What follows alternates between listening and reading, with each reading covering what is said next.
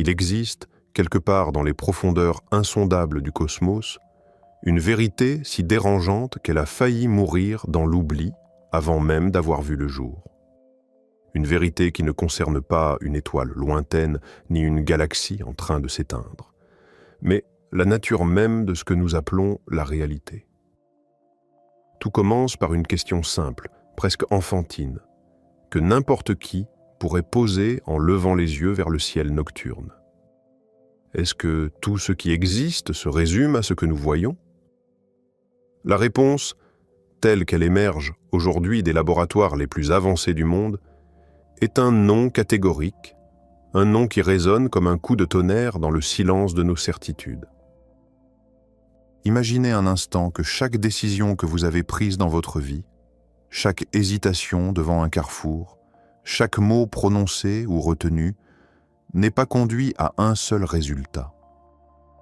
Imaginez que chaque possibilité se soit réalisée, non pas dans votre imagination, mais dans une réalité parallèle aussi tangible, aussi concrète que celle dans laquelle vous respirez en ce moment. Cette idée, qui ressemble à de la science-fiction, repose en réalité sur des équations mathématiques d'une rigueur implacable, vérifiées par des décennies d'expérience en laboratoire.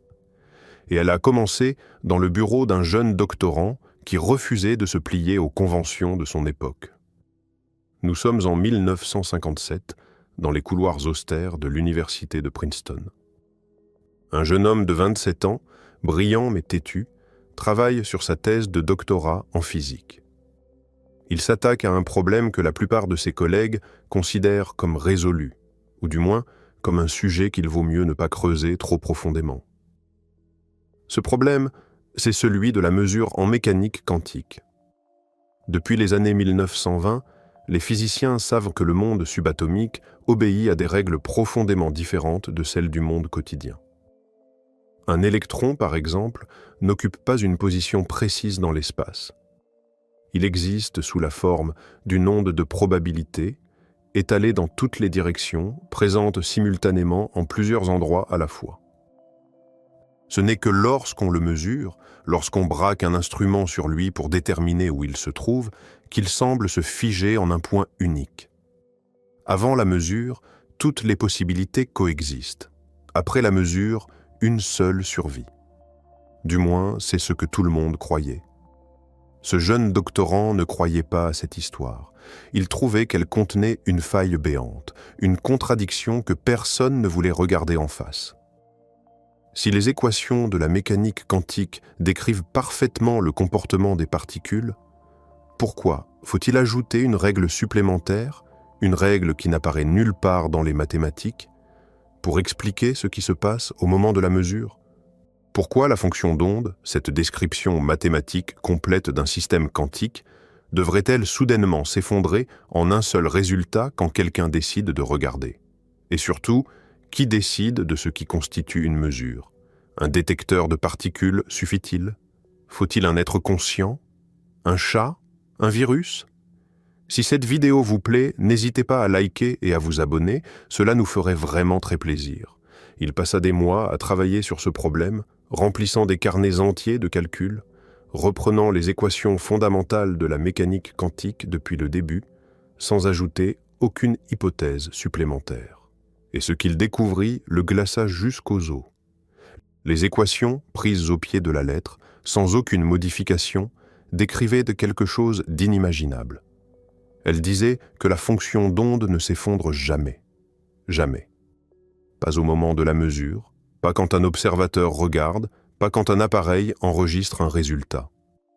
Au lieu de cela, l'observateur lui-même entre dans la superposition. Au lieu que le système quantique se réduise à un seul état, c'est l'univers tout entier qui se divise. Une version de l'observateur voit le résultat A. Une autre version voit le résultat B. Les deux versions sont réelles. Les deux continuent d'exister, chacune dans sa propre branche de la réalité, à jamais séparées l'une de l'autre. Son directeur de thèse examina le travail avec une inquiétude grandissante. Les mathématiques étaient irréprochables, il ne pouvait pas le nier. Mais les implications étaient tellement vertigineuse qu'elle risquait de détruire la carrière de son étudiant avant même qu'elle ne commence. Il lui demanda de modérer son langage, de présenter ses conclusions de manière moins provocante, de laisser entendre que peut-être il ne s'agissait que d'une interprétation parmi d'autres, sans prétendre que c'était la vérité. Le jeune homme refusa. Il ne pouvait pas en conscience atténuer ce que les équations disaient clairement. Et il publia sa thèse, sachant parfaitement qu'elle serait ignorée, peut-être même ridiculisée par la communauté scientifique. Il avait raison de craindre le silence. Pendant près de 20 ans, son travail sombra dans l'oubli. Les physiciens du monde entier continuèrent à utiliser l'interprétation traditionnelle, celle qui disait que la fonction d'onde s'effondre, que la mesure force la réalité à choisir, que le monde quantique et le monde classique obéissent à des règles fondamentalement différentes. Quelques esprits curieux tombèrent occasionnellement sur la thèse, la lurent avec fascination, puis la reposèrent sur l'étagère en se disant que c'était une idée intéressante, mais trop extrême pour être prise au sérieux. Et puis quelque chose changea. Dans les années 1970, un physicien d'Oxford commença à réfléchir au fonctionnement des ordinateurs quantiques, ces machines encore purement théoriques qui exploiteraient les propriétés étranges de la mécanique quantique pour effectuer des calculs impossibles aux ordinateurs classiques. Il réalisa que si l'on prenait au sérieux la thèse oubliée de Princeton, le fonctionnement des ordinateurs quantiques devenait non seulement compréhensible, mais évident. Un ordinateur quantique, avec seulement 300 bits quantiques, pourrait manipuler simultanément plus d'états que le nombre total d'atomes dans l'univers observable. D'où vient cette puissance de calcul phénoménale? Si une seule réalité existe, la question n'a pas de réponse satisfaisante.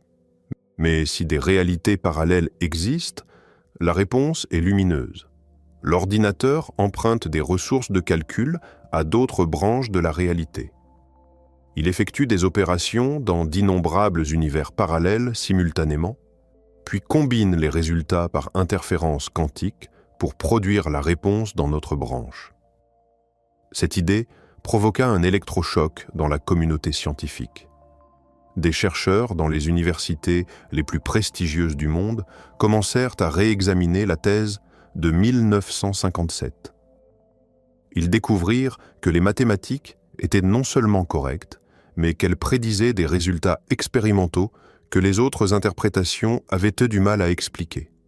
Des expériences sur l'intrication quantique, ces corrélations instantanées entre particules séparées par des distances arbitraires, confirmèrent que les particules se comportent exactement comme la thèse le décrivait. Deux particules qui interagissent restent connectées, peu importe la distance qui les sépare. Modifiées, l'une et l'autre réagit instantanément, comme si l'espace entre elles n'existait pas. Ce phénomène est parfaitement naturel si les deux particules existent simultanément dans de multiples branches de la réalité. Il devient profondément mystérieux si l'on insiste sur l'existence d'une seule réalité. Aujourd'hui, cette interprétation est considérée par de nombreux physiciens comme la description la plus cohérente de la réalité quantique. Elle n'ajoute rien aux équations.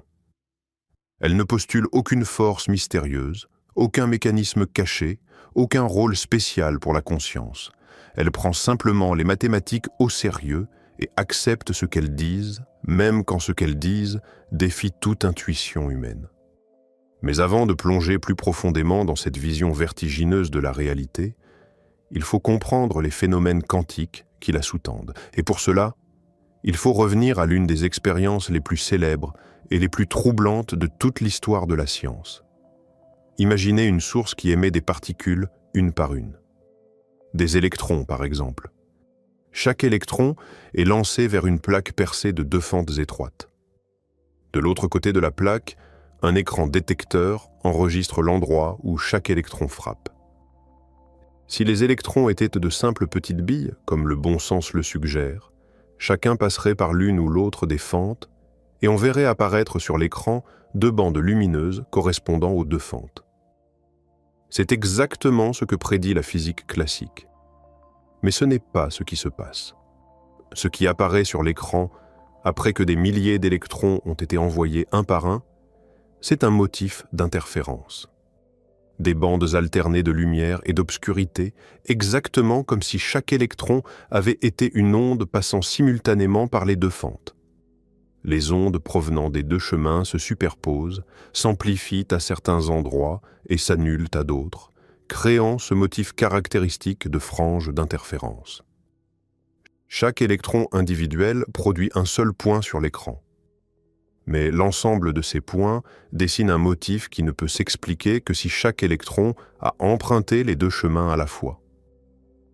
Cette expérience a été reproduite des milliers de fois dans des laboratoires du monde entier, avec des électrons, des photons, des neutrons, et même avec des molécules complexes contenant des centaines d'atomes. Le résultat est toujours le même. Les particules individuelles se comportent comme des ondes lorsqu'elles ne sont pas observées, empruntant simultanément tous les chemins possibles. Et voici la partie vraiment étrange. Si vous placez un détecteur à l'une des fentes pour savoir par quel chemin passe l'électron, le motif d'interférence disparaît immédiatement. L'électron se comporte alors comme une particule classique passant par une seule fente.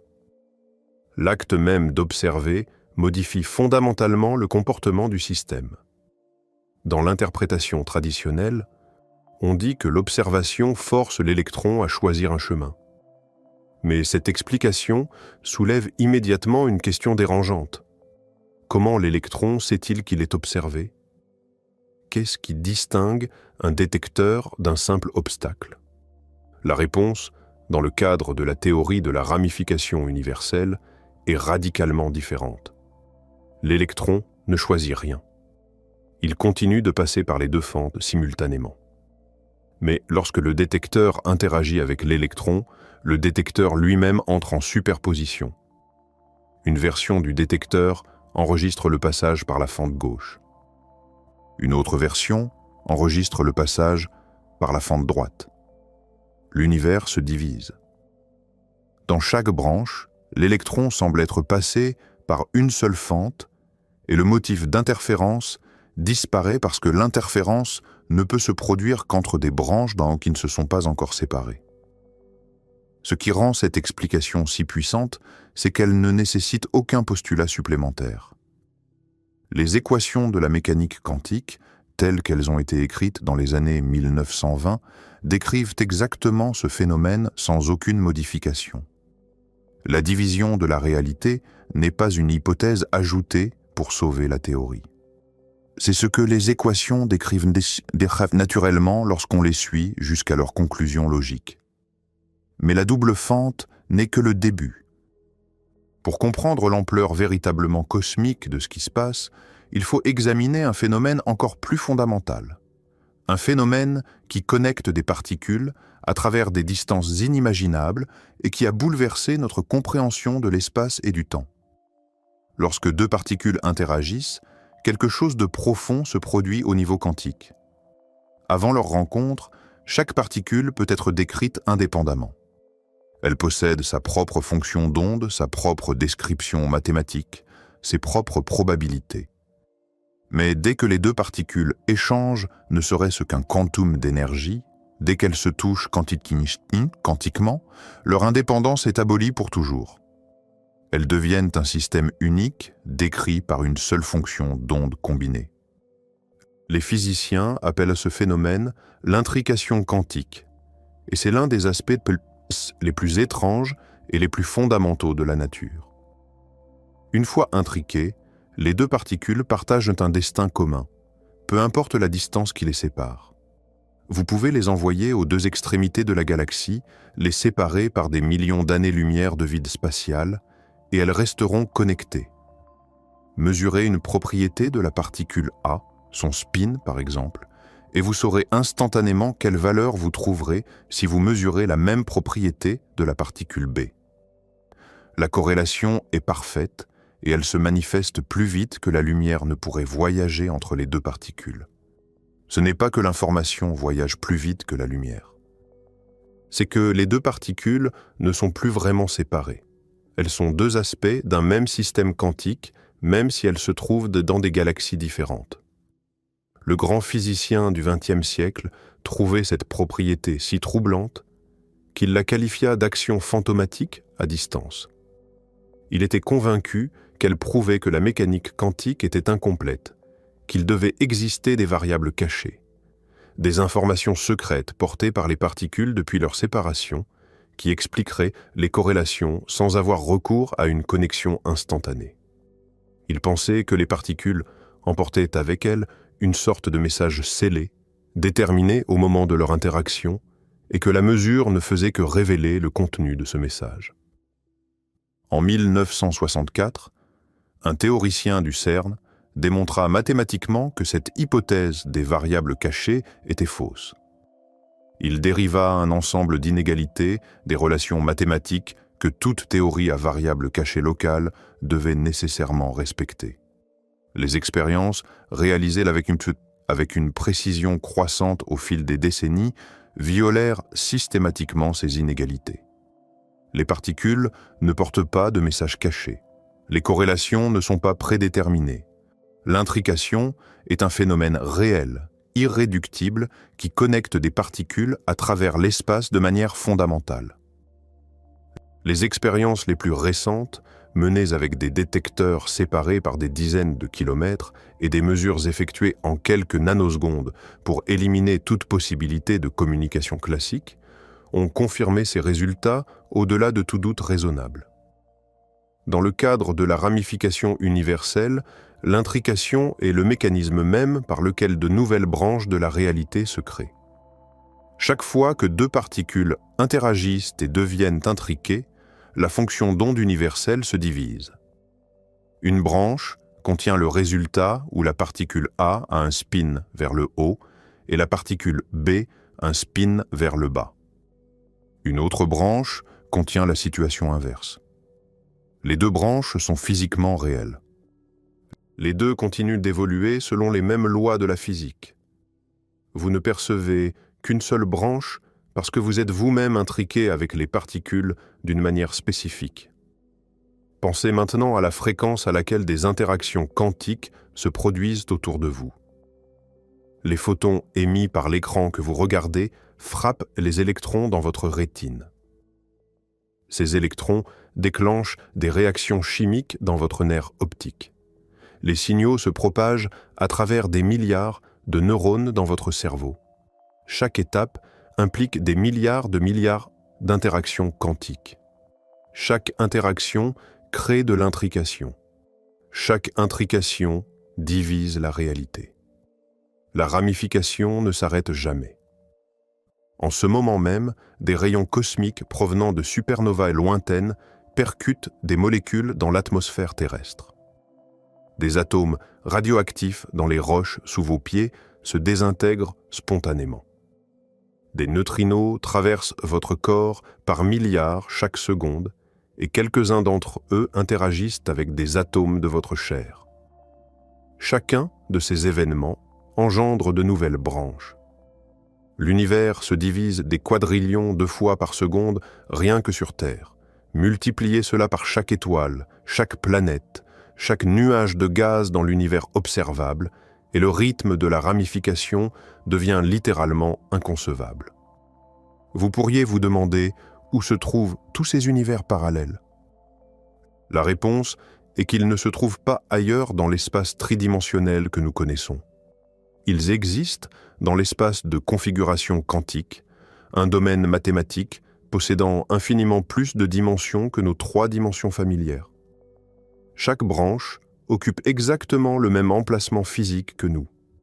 Elles se superposent parfaitement, mais restent causalement déconnectées les unes des autres, sauf dans de rares moments où des interférences se produisent entre les branches. Et ces moments d'interférence pourraient expliquer des phénomènes que nous ne comprenons pas autrement. Car voici où l'histoire prend un tournant saisissant. Si les univers parallèles ne sont qu'une construction théorique, une interprétation parmi d'autres des équations quantiques, alors ils restent dans le domaine de la philosophie. Mais si quelque chose dans l'univers observable porte la trace d'un contact avec une autre réalité, Alors, nous passons de la spéculation à la science. Et il se trouve qu'une telle trace existe peut-être déjà, inscrite dans la plus ancienne lumière de l'univers. En 2004, un satellite de la NASA acheva la cartographie la plus détaillée jamais réalisée du fond diffus cosmologique, cette lueur fossile qui baigne l'univers entier. Cette lumière est un vestige de l'époque où le cosmos n'avait que 380 000 ans, bien avant la formation des premières étoiles et des premières galaxies. À cette époque reculée, l'univers était un plasma brûlant, une soupe homogène de particules chargées si denses que la lumière ne pouvait pas s'y propager librement. Puis, la température baissa suffisamment pour que les électrons se combinent avec les noyaux atomiques, formant les premiers atomes neutres. La lumière, soudain libérée, commença à voyager à travers l'espace.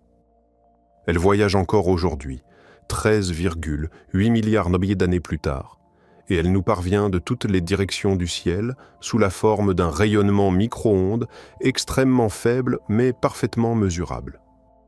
Cette lumière ancienne n'est pas parfaitement uniforme. Elle présente de minuscules variations de température, de l'ordre de quelques millionièmes de degrés, qui reflètent les fluctuations de densité du plasma primordial. Les régions légèrement plus denses sont devenues les germes des futurs amas de galaxies. Les régions légèrement moins denses sont devenues les immenses vides cosmiques. Le motif de ces variations constitue une sorte de photographie de l'univers bébé, un instantané des conditions initiales à partir desquelles toute la structure cosmique s'est développée. Les modèles cosmologiques les plus précis, affinés par des décennies d'observations et de calculs, prédisent exactement à quoi ce motif devrait ressembler. Les variations de température devraient suivre des règles statistiques spécifiques avec des fluctuations d'une certaine amplitude réparties sur des échelles angulaires précises. Et lorsque les astronomes comparèrent les prédictions aux observations, l'accord fut spectaculaire, presque parfait. Presque. Car dans le ciel austral, les astronomes remarquèrent quelque chose qui ne collait pas. Une région d'environ 5 degrés de diamètre, soit environ 10 fois la taille apparente de la pleine lune, présentait une température significativement plus basse que la moyenne. Pas légèrement plus basse comme les fluctuations normales. Cette zone était environ 70 microkelvin en dessous de la température moyenne, et à certains endroits, l'écart atteignait 140 microkelvin. Pour comparaison, les variations typiques dans le fond diffus cosmologique ne dépassent que guère 18 microkelvin. Cette anomalie froide était un cri dans le silence statistique du cosmos. Les modèles cosmologiques standards prédisent que des fluctuations aussi importantes pourraient apparaître sur des régions d'environ 1 degré de large. Elles ne devraient pas s'étendre sur 5 degrés. La probabilité qu'une région aussi vaste et aussi froide se forme par le jeu normal des fluctuations quantiques dans l'univers primordial est d'environ 1 à 2%. C'est techniquement possible, mais suffisamment improbable pour exiger une explication. Les premières théories se concentrèrent sur l'hypothèse d'un supervide. Peut-être qu'une vaste région de l'espace entre nous et le fond diffus cosmologique contient significativement moins de galaxies que la moyenne. La lumière traversant ce vide perdrait de l'énergie par un effet bien connu de la relativité générale, paraissant plus froide lorsqu'elle atteint nos télescopes. En 2015, une équipe de chercheurs annonça avoir trouvé des preuves de l'existence de ce supervide. La structure s'étendrait sur 500 millions à 1 milliard d'années-lumière, ce qui en ferait l'une des plus grandes structures jamais identifiées par l'humanité.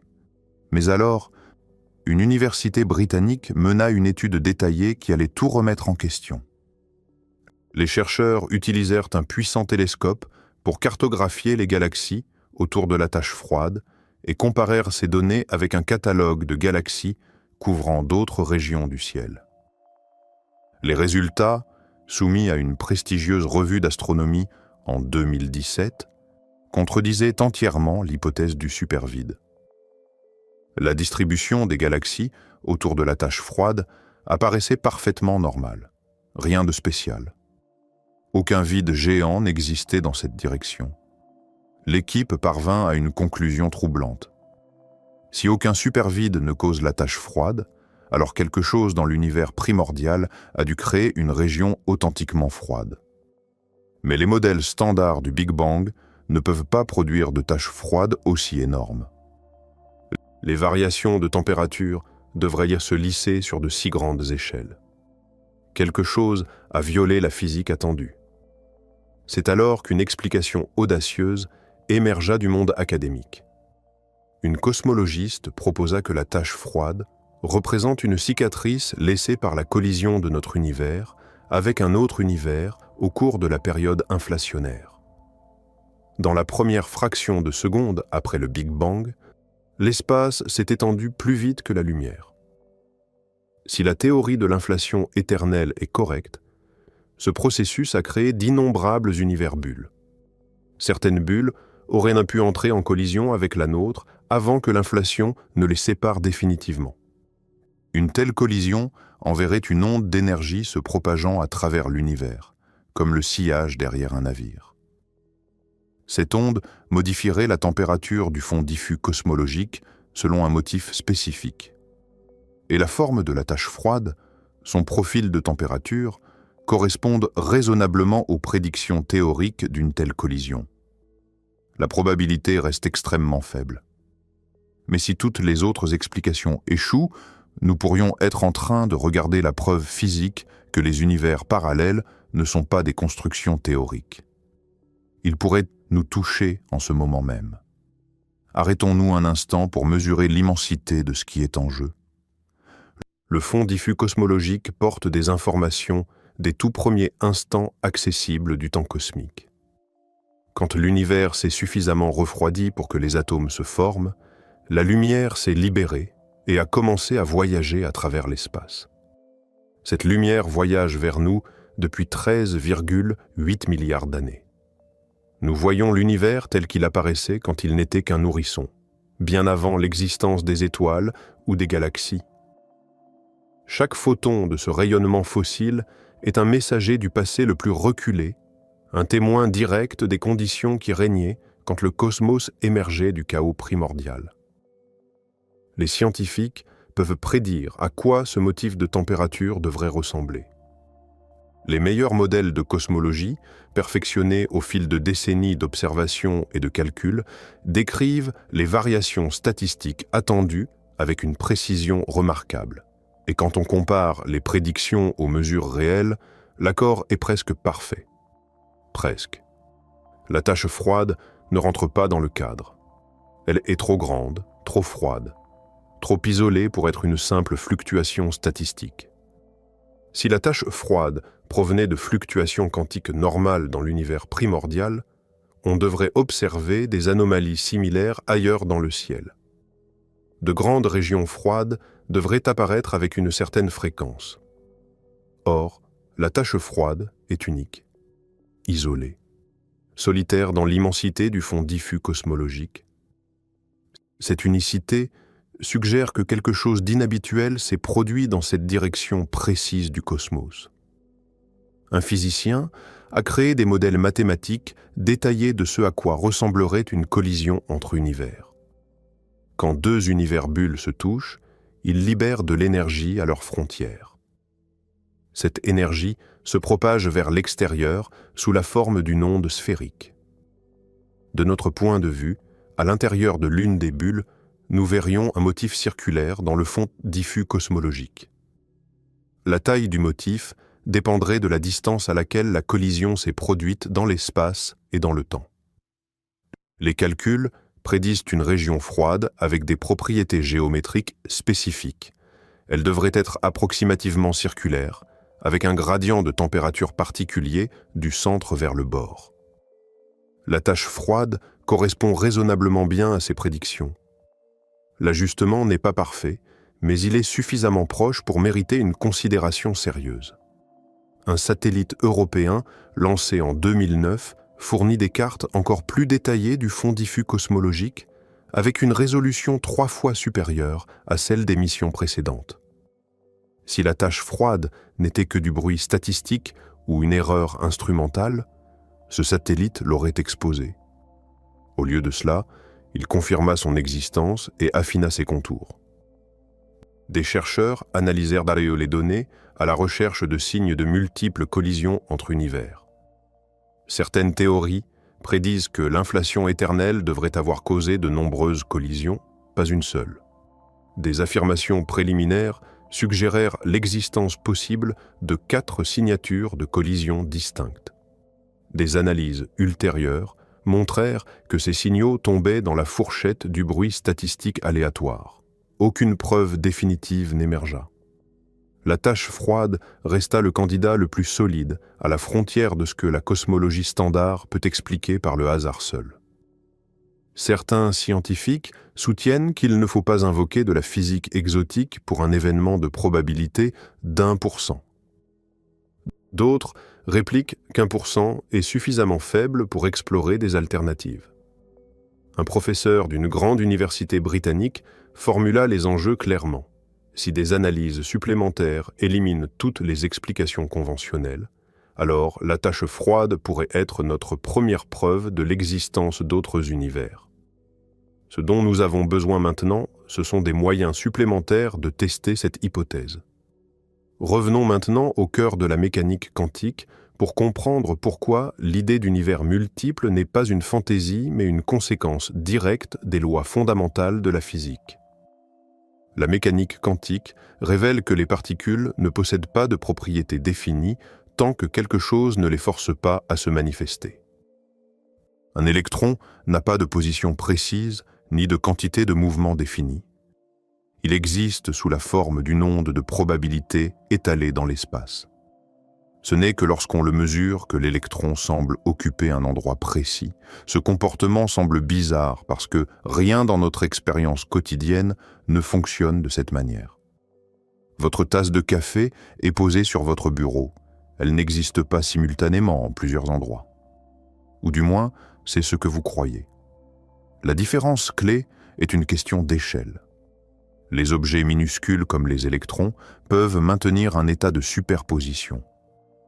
Les objets volumineux, composés d'innombrables particules, perdent leur superposition presque instantanément à cause de leur interaction avec l'environnement.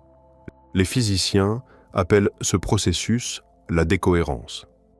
L'environnement mesure constamment les objets macroscopiques à travers d'innombrables interactions microscopiques. Des molécules d'air rebondissent sur les surfaces. Des photons frappent les objets et sont réfléchis. Ces interactions intriquent l'objet avec son environnement et suppriment les effets quantiques visibles. Mais la superposition elle-même est parfaitement réelle. L'expérience de la double fente le prouve sans l'ombre d'un doute.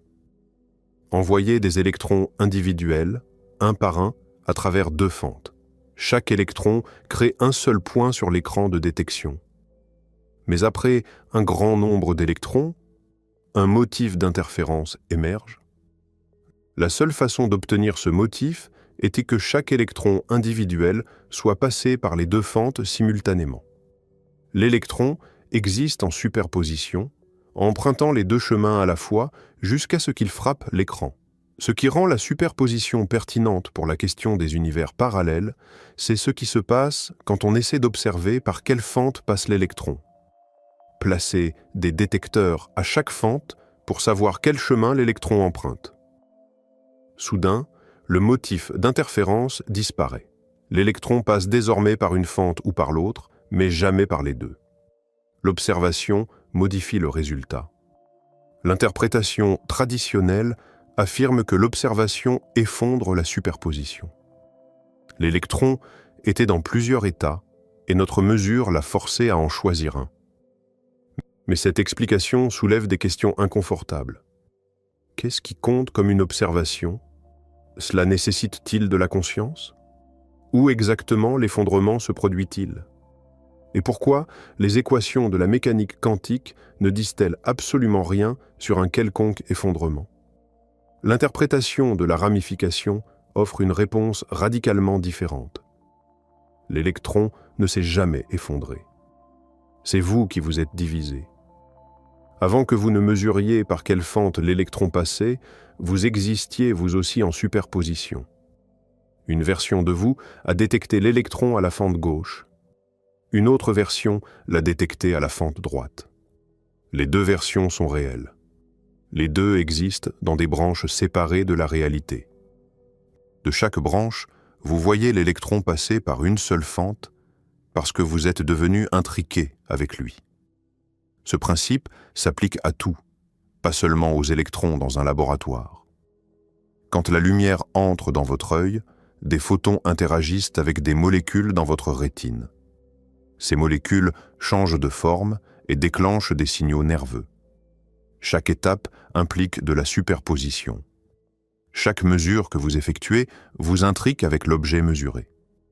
Vous vous divisez en versions qui ont observé des résultats différents. L'univers existe en superposition à chaque niveau. Tous les arrangements possibles de matière et d'énergie coexistent dans la fonction d'onde universelle.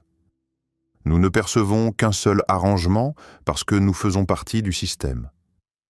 Nous ne pouvons pas nous en extraire pour voir la superposition complète. Nous chevauchons une branche, tandis que d'innombrables autres divergent autour de nous, invisibles, mais tout aussi réels. Si cela semble impossible à accepter, considérez que la superposition quantique a été directement mesurée en laboratoire pour des particules, des atomes et même de petites molécules. Les mathématiques fonctionnent parfaitement. Les expériences confirment les prédictions. Ce qui reste controversé, c'est de savoir si cela s'étend aux observateurs humains et aux univers entiers. Pour saisir la profondeur de cette question, il faut examiner l'équation fondamentale qui gouverne l'évolution de tous les systèmes quantiques.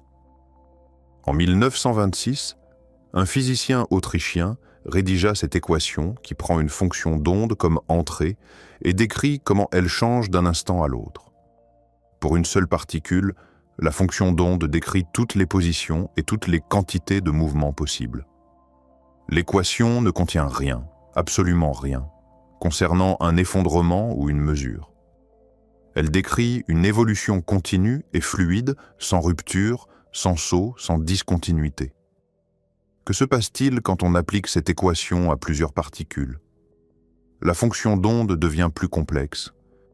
Au lieu de décrire la position d'une seule particule, elle décrit simultanément les positions de toutes les particules. Cette fonction d'onde conjointe capture les corrélations entre les particules. Quand les particules interagissent et deviennent intriquées, l'équation en rend compte automatiquement à travers la structure de la fonction d'onde. Posez maintenant une question audacieuse. Que se passe-t-il si vous appliquez cette équation à chaque particule de l'univers? Vous obtenez une fonction d'onde universelle unique qui décrit l'état de toute la matière et de toute l'énergie partout. Cette fonction d'onde évolue de manière déterministe selon l'équation. Pas de hasard, pas d'effondrement, pas de règles spéciales pour l'observation. Juste un objet mathématique unique qui change de façon continue au fil du temps selon des lois connues. C'est le fondement théorique de l'interprétation de la ramification. La fonction d'onde universelle est la réalité elle-même. Tout ce qui existe, a existé ou existera, est encodé dans cette structure mathématique. Quand nous percevons l'univers, nous percevons une minuscule tranche de la fonction d'onde. Nous voyons une branche. Les autres branches restent tout aussi réelles, mais à jamais hors de portée de notre perception directe. La fonction d'onde possède une structure d'une complexité presque inimaginable. Elle existe dans un espace de configuration avec 3 dimensions pour chaque particule de l'univers, soit environ 3 fois 10 puissance 80 dimensions au total. Malgré cette complexité vertigineuse, elle obéit à des règles relativement simples et son évolution est entièrement réversible. Aucune information n'est jamais perdue. La fonction d'onde universelle implique quelque chose de stupéfiant. Chaque version de l'histoire qui aurait pu se produit effectivement quelque part dans le vaste espace des résultats quantiques. Votre vie contient d'innombrables branches où vous avez fait des choix différents, vécu des événements différents. Elles se déroulent toutes en ce moment même dans des flux parallèles d'existence. Plongeons maintenant plus profondément dans le mécanisme qui crée ces branches, car c'est dans les détails de l'intrication quantique que se cache la clé de tout. Deux particules se rencontrent dans le vide. Leurs fonctions d'onde se chevauchent. En cet instant, quelque chose de profond se produit. Avant la rencontre, chaque particule pouvait être décrite indépendamment, simple, séparée. Après leur interaction, la séparation devient impossible. Une seule fonction d'onde combinée décrit désormais les deux particules ensemble. C'est l'intrication quantique dans sa forme la plus élémentaire. Une fois intriquées, les particules partagent un état quantique commun, même si vous les déplacez aux extrémités opposées de la galaxie. Mesurez une propriété de la particule A et vous obtenez instantanément des connaissances sur la particule B. La corrélation apparaît plus vite que la lumière ne pourrait voyager entre elles. Aucun signal ne passe entre elles parce qu'elles ne sont pas des entités séparées. Elles sont deux parties d'un seul système quantique. Dans l'interprétation de la ramification, l'intrication est le mécanisme même qui crée de nouvelles branches. Quand votre cerveau traite des informations, les électrons dans vos neurones interagissent les uns avec les autres. Ces interactions intriquent les électrons. La fonction d'onde universelle se divise. Une branche contient des neurones dans l'état A. Une autre branche contient des neurones dans l'état B. Vous vous divisez en versions qui vivent des pensées différentes. Cette ramification se produit constamment à tous les niveaux. Les molécules d'air dans la pièce autour de vous entrent en collision les unes avec les autres, environ 1 milliard de fois par seconde. Chaque collision intrigue les molécules. Chaque intrication divise la réalité. Les photons émis par l'appareil que vous utilisez frappent votre rétine à un rythme de billions par seconde. Chaque photon crée de l'intrication et engendre des branches où vous avez vu des motifs de lumière légèrement différents. Le nombre de branches croît de façon exponentielle. Commencez avec un seul univers. Une seule intrication crée 2 branches. Une autre intrication crée 4 branches. Après seulement 100 intrications, vous avez plus de branches que d'atomes dans l'univers visible. Après 1000 intrications, le nombre de branches dépasse tout ce que nous pouvons décrire de manière significative avec une notation familière. Combien de branches existent en ce moment? Personne ne le sait. Les mathématiques de la mécanique quantique ne précisent pas si ce nombre est fini ou infini. Certains physiciens soutiennent que le nombre doit être infini parce que l'univers contient des variables continues, comme la position et la quantité de mouvement. D'autres suggèrent que le nombre pourrait être grand, mais fini si l'espace et le temps sont fondamentalement discrets à l'échelle de Planck. Ce que nous savons, c'est que le nombre est colossal. Un éminent physicien l'a formulé sans détour. Le nombre de mondes parallèles n'est pas 5, ce n'est pas 1 million. C'est incomparablement plus grand que ce que l'intuition humaine peut saisir, et il grandit à chaque microseconde à mesure que de nouvelles particules interagissent et s'intriquent. Chaque branche est pleinement réelle.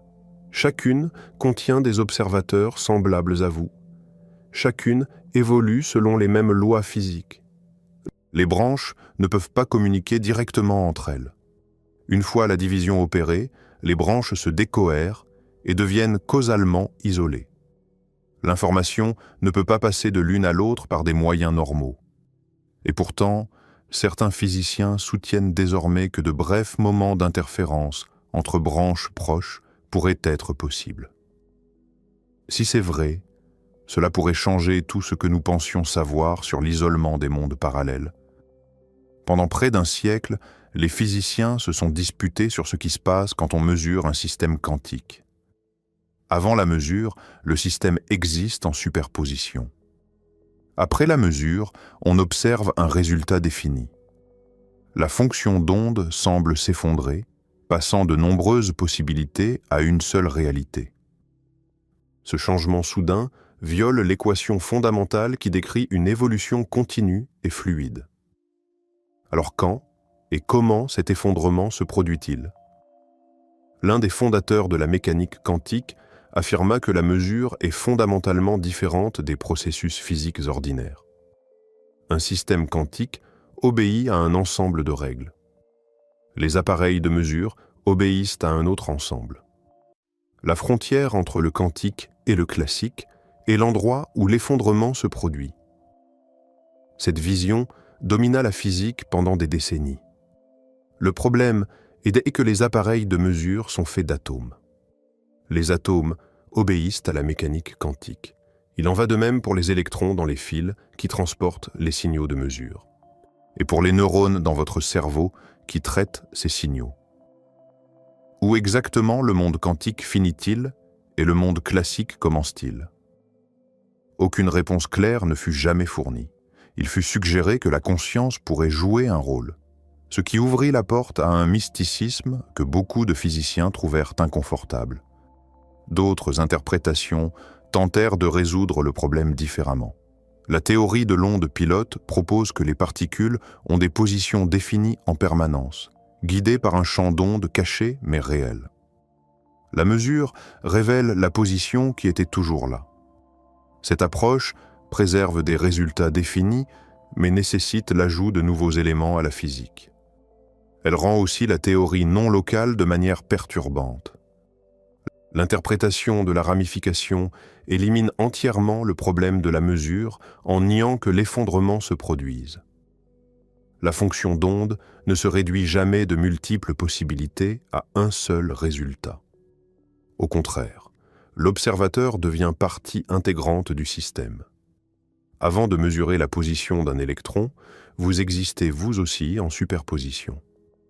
Votre cerveau n'a pas encore traité le résultat de la mesure. Après avoir regardé, une version de vous voit l'électron ici. Une autre version le voit là-bas. Les deux versions sont réelles. Cela semble multiplier les mystères plutôt que les résoudre. Comment pouvez-vous exister dans plusieurs états? Pourquoi ne vivez-vous qu'un seul résultat?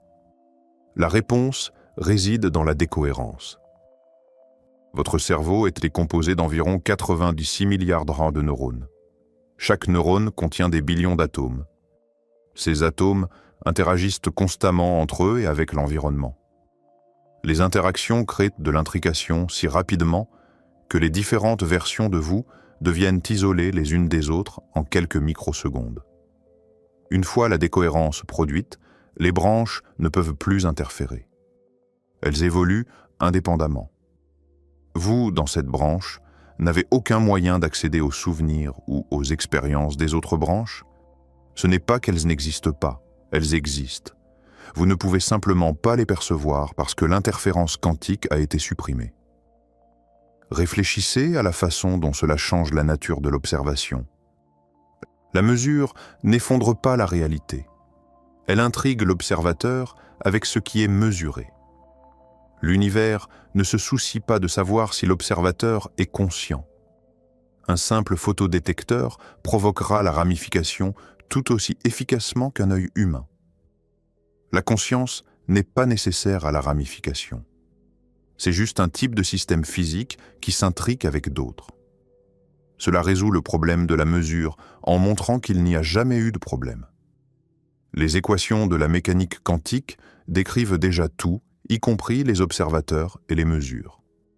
Aucune règle supplémentaire ni aucun postulat additionnel ne sont nécessaires. Les neurones de votre cerveau fonctionnent par des processus électrochimiques qui dépendent ultimement d'événements quantiques. Un canal ionique s'ouvre quand des molécules changent de forme, un processus qui implique des électrons passant entre différents niveaux d'énergie. Vos choix émergent de l'activité neuronale classique, pas de l'incertitude quantique, car la décohérence se produit presque instantanément dans les cerveaux chauds et humides.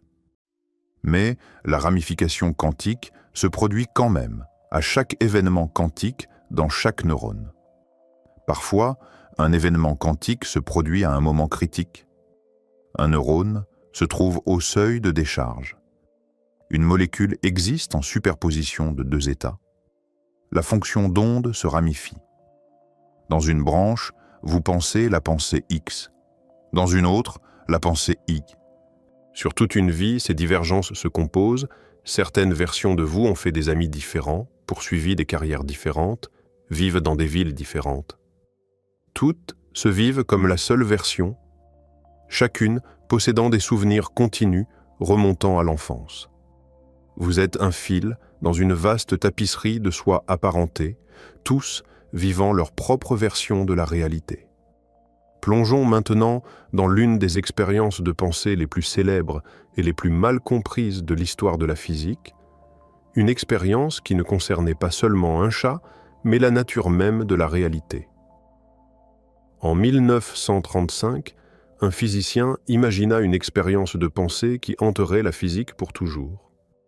Placer un chat à l'intérieur d'une boîte scellée. Ajouter un atome radioactif qui a une probabilité de 50% de se désintégrer en 1 heure. Connecter l'atome à un dispositif qui libère du poison si la désintégration se produit. Fermez la boîte et attendez. Selon la mécanique quantique, l'atome existe en superposition d'états désintégrés et non désintégrés. Le mécanisme de libération du poison devient intriqué avec l'atome. Le chat devient intriqué avec le poison. Avant que vous n'ouvriez la boîte, le système entier existe en superposition. Le chat n'est ni vivant ni mort.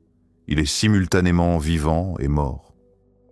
Le physicien avait conçu cette expérience comme une réduction par l'absurde. Il pensait qu'elle prouvait que la mécanique quantique devait être incomplète parce que les chats ne peuvent évidemment pas être simultanément vivants et morts. Mais la mécanique quantique n'est pas incomplète. Les mathématiques fonctionnent parfaitement. Les expériences confirment ces prédictions à toutes les échelles que nous pouvons tester. Le problème n'est pas dans la physique, le problème est dans notre intuition. Nous supposons que l'ouverture de la boîte force le chat à devenir soit vivant, soit mort. Nous supposons qu'un résultat est réel et que l'autre s'évanouit. L'interprétation de la ramification dit que les deux résultats sont réels. Quand vous ouvrez la boîte, vous n'effondrez pas la fonction d'onde du chat. Vous devenez intriqué avec le chat. L'univers se divise. Dans une branche, vous trouvez un chat vivant. Vous ressentez du soulagement. Vous caressez le chat et lui donnez à manger. Dans une autre branche, vous trouvez un chat mort. Vous ressentez de la tristesse. Vous vous occupez du corps. Les deux versions de vous existent. Les deux versions du chat existent. Les deux continuent leur vie séparée dans des branches isolées de la réalité. De votre point de vue à l'intérieur d'une branche, le chat semble avoir été définitivement vivant ou définitivement mort pendant tout ce temps. Vos souvenirs donnent l'impression que le résultat a toujours été déterminé. Mais c'est parce que vos souvenirs eux-mêmes se sont ramifiés quand vous avez ouvert la boîte. La version de vous qui a trouvé un chat vivant a des souvenirs cohérents avec un chat vivant. La version qui a trouvé un chat mort a des souvenirs cohérents avec un chat mort. Le physicien qui avait imaginé cette expérience reconsidéra plus tard sa position. En 1952, lors d'une conférence à Dublin, il suggéra quelque chose de remarquable. Il proposa que les deux résultats se produisent réellement, mais dans des réalités séparées qui n'interagissent pas. Il avertit son auditoire que cela pouvait sembler dément, puis il le défendit comme la lecture la plus directe des équations quantiques. L'expérience du chat révèle quelque chose de crucial sur les mesures. Le chat est lui-même un appareil de mesure. Quand l'atome radioactif se désintègre ou ne se désintègre pas, le chat mesure ce fait en mourant ou en survivant. Le chat n'a pas besoin de conscience ni d'intelligence pour compter comme une mesure. L'interaction physique est tout ce qui compte. Dès que l'atome se désintègre, il s'intrique avec le mécanisme du poison. Dès que le poison se libère, il s'intrique avec le chat. La ramification se produit à chaque étape. La conscience n'entre en jeu que plus tard, quand vous ouvrez la boîte. vous vous ajoutez au système intriqué. Vous ne causez pas la ramification, vous rejoignez une ramification qui s'est déjà produite. Le chat était déjà en superposition d'états vivants et morts, les deux états pleinement réalisés dans des branches différentes. Vous avez simplement choisi quelle branche expérimenter. Maintenant, transportons-nous au tout début du temps, dans la première fraction de seconde qui a suivi le Big Bang, car c'est là que se cache une autre source d'univers parallèle, peut-être encore plus vertigineuse que la ramification quantique. Dans le premier milliardième de seconde après le Big Bang, quelque chose d'extraordinaire se produisit. L'espace lui-même se dilata de manière exponentielle.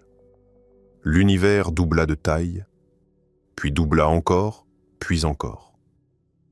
Cela se produisit si rapidement qu'en moins de la durée la plus infinitésimale que l'on puisse imaginer, une région plus petite qu'un atome enfla pour devenir plus grande que l'univers observable que nous voyons aujourd'hui. Les physiciens appellent cette période l'inflation cosmique. Un physicien théoricien proposa l'inflation en 1980 pour résoudre plusieurs problèmes du modèle standard du Big Bang. Pourquoi l'univers a-t-il l'air si lisse et uniforme à grande échelle? Pourquoi l'espace est-il plat plutôt que courbé? L'inflation explique les deux. En dilatant l'espace plus vite que la lumière, l'inflation lisse les irrégularités et aplatit la courbure. Les observations du fond diffus cosmologique confirment ces prédictions avec une précision remarquable. Mais l'inflation vient avec une conséquence que son inventeur reconnut immédiatement. Une fois que l'inflation démarre dans une région, elle ne s'arrête probablement jamais complètement partout. Les fluctuations quantiques dans le champ inflationnaire créent des bulles, où l'inflation s'arrête et l'expansion normale commence. Notre univers observable existe à l'intérieur d'une telle bulle. Mais en dehors de notre bulle, l'espace continue de s'étendre de manière inflationnaire, et cet espace inflationnaire engendre de nouvelles bulles. Chaque bulle devient son propre univers avec son propre Big Bang. C'est l'inflation éternelle. Le processus ne s'arrête jamais globalement. Même s'il s'arrête localement à l'intérieur des bulles, de nouveaux univers se forment constamment. Ils s'étendent et se remplissent de galaxies et d'étoiles. Certains pourraient avoir les mêmes constantes physiques que le nôtre. D'autres pourraient avoir des valeurs différentes pour l'intensité de la gravité, la charge de l'électron, la masse des quarks. La plupart des univers bulles auraient des constantes qui empêchent la formation de structures. Pas d'étoiles, pas de planètes, pas de complexité. Quelques bulles chanceuses comme la nôtre obtiennent des paramètres qui permettent à des choses intéressantes de se produire. Un physicien de Stanford affina ce tableau.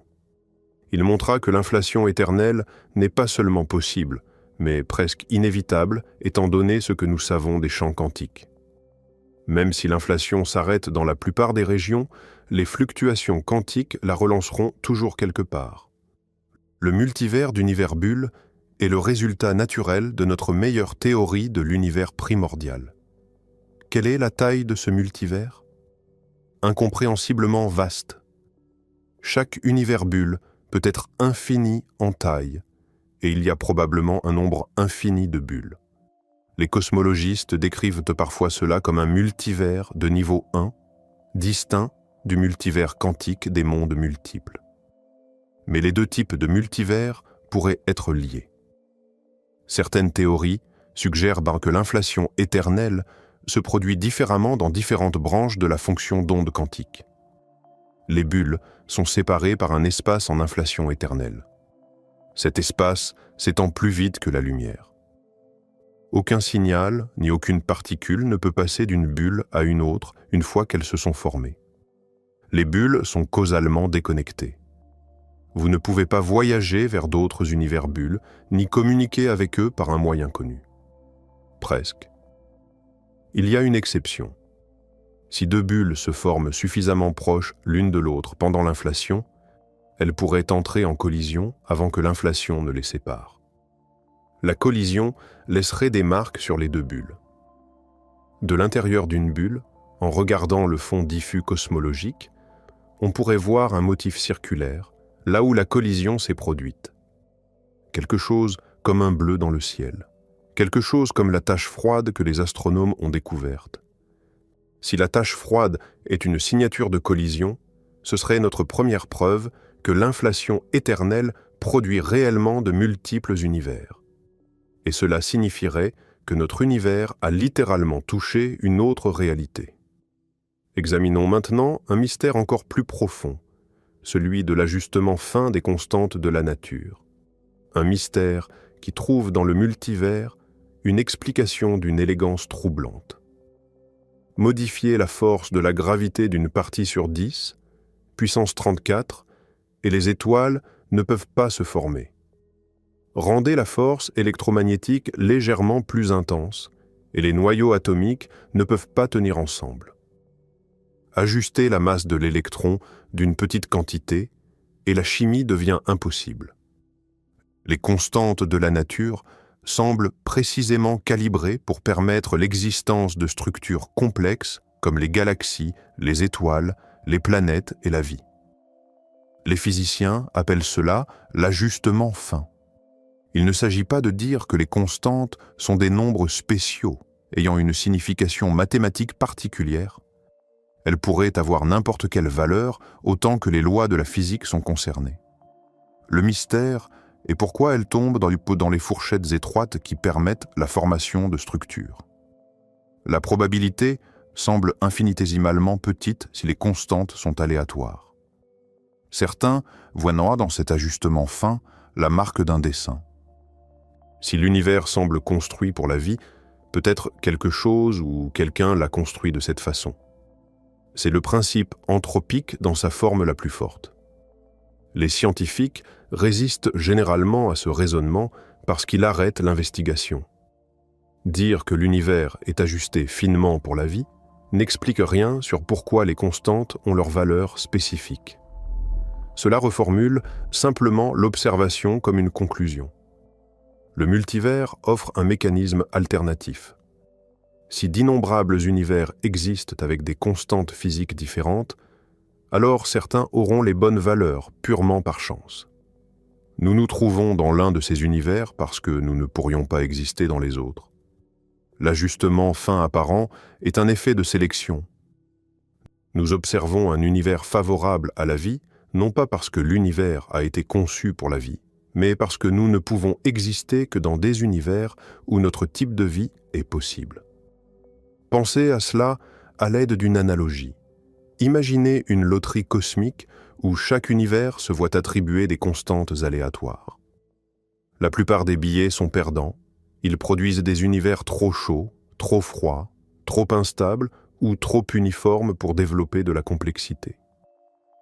Une infime fraction de billets gagne, créant des univers qui peuvent accueillir des étoiles, des planètes et finalement des observateurs.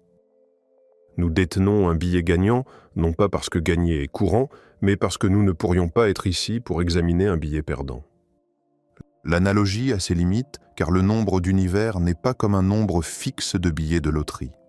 L'inflation éternelle pourrait créer des univers bulles infinis. L'interprétation quantique des mondes multiples pourrait générer des branches infinies. Dans un multivers infini, chaque combinaison possible de constantes se produit un nombre infini de fois. L'ajustement fin ne devient pas seulement probable, mais inévitable. Certains physiciens n'aiment pas les explications du multivers pour l'ajustement fin. Ils soutiennent que cela abandonne l'objectif scientifique de prédiction. Si tout peut arriver quelque part dans le multivers, la théorie perd son pouvoir explicatif. D'autres répondent que le multivers est une prédiction de l'inflation et de la mécanique quantique, pas une hypothèse ajoutée pour résoudre le problème de l'ajustement fin. Nous suivons les mathématiques là où elles mènent, même si elles mènent à des conclusions étranges. Le débat reste irrésolu, mais les enjeux sont clairs. Si le multivers est réel, notre univers n'est pas spécial. Les constantes qui permettent notre existence sont des accidents de la géographie cosmologique. Quelque part, dans le vaste paysage des univers possibles, des êtres conscients posent les mêmes questions que nous et parviennent aux mêmes conclusions troublantes. Il serait toutefois malhonnête de présenter cette vision des choses sans mentionner les voix dissidentes, les physiciens de premier plan qui rejettent l'interprétation des mondes multiples pour des raisons profondes et sérieuses. Un éminent mathématicien et physicien se distingue de la plupart de ses collègues sur la question des univers parallèles. Il soutient que l'interprétation des mondes multiples échoue parce qu'elle ignore la gravité. La mécanique quantique décrit avec succès les particules et les champs, mais nous ne disposons pas d'une théorie complète de la gravité quantique. Ce physicien affirme que la gravité joue un rôle crucial dans la détermination de ce qui est réel et de ce qui reste simplement possible. Son argument se concentre sur la relation entre la masse et la superposition quantique.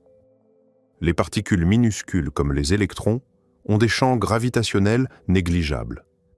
Elles peuvent même maintenir la superposition indéfiniment dans des systèmes isolés. Mais les objets volumineux créent des champs gravitationnels significatifs. La gravité courbe l'espace-temps autour d'eux. Et voici où les choses deviennent fascinantes. Si un objet existe en superposition de deux positions différentes, il crée deux champs gravitationnels différents. Ces champs courbent l'espace-temps de manière différente. On a alors non seulement une superposition de positions de particules, mais une superposition de géométrie de l'espace-temps. Ce physicien soutient que cette situation est physiquement instable. L'univers ne peut pas maintenir deux courbures d'espace-temps contradictoires pendant longtemps. Il propose que la gravité provoque l'effondrement de la fonction d'onde. Quand la superposition d'un objet crée des géométries d'espace-temps suffisamment différentes, l'instabilité force une géométrie à devenir réelle et les autres à s'évanouir. Cela se produit automatiquement par la physique gravitationnelle. Aucune conscience requise. Aucun processus de mesure spéciale nécessaire. Juste la gravité faisant ce que la gravité fait. Le seuil d'effondrement dépend de la masse et de la durée. Un électron peut rester en superposition indéfiniment parce que son champ gravitationnel est infinitésimalement faible. Une particule de poussière pesant 1 microgramme pourrait maintenir la superposition pendant environ 1 seconde avant que la gravité ne la fasse s'effondrer. Un objet de la taille d'un chat s'effondre en quelques microsecondes ou plus rapidement encore. Plus l'objet est massif, plus rapidement la gravité le force dans un état défini. Cela signifierait que la ramification à grande échelle ne se produit pas. L'univers se divise pour les particules quantiques, mais ces divisions se résorbent rapidement quand les particules interagissent avec des objets massifs. Une seule réalité macroscopique existerait. Les mondes multiples seraient une approximation valide uniquement aux échelles microscopiques où la gravité peut être ignorée. La plupart des physiciens restent sceptiques face à cette théorie de l'effondrement objectif. Les mathématiques ne sont pas entièrement développées.